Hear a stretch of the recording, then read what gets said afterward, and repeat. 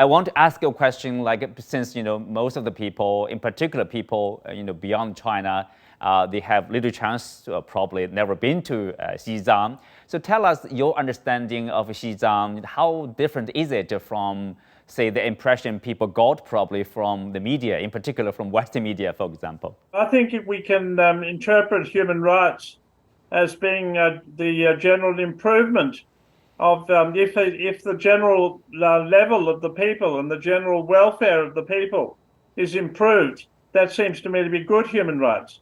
And I think that's what's happened in Tibet. I mean, there's multiple data to suggest that.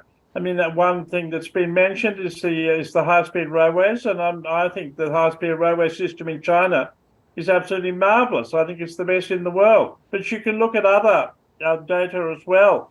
And for example, extreme poverty and hunger, that's been eliminated in Tibet, as in Xizang, as it has elsewhere in China. And then another thing that we can talk about, which I think is really important, and that is levels of education. Now, of course, I think it's true that Tibet has a lower literacy rate than other parts of China, but it's still gone up a great deal recently. And for people between the ages of 15 and 60, it's now virtually 100%, and that's a really great achievement. And I think that those things matter. I mean, the fact is that what the United Nations it called the demands that it was making to improve the human livelihood, and they include also not only what I've already mentioned, like poverty and education.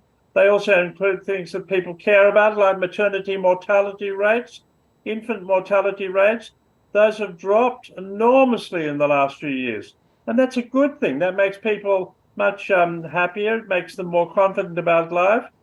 And I just think it's simply not true that China is practicing these frightful human rights abuses that people talk about so much in the West. And I think it's based on a false understanding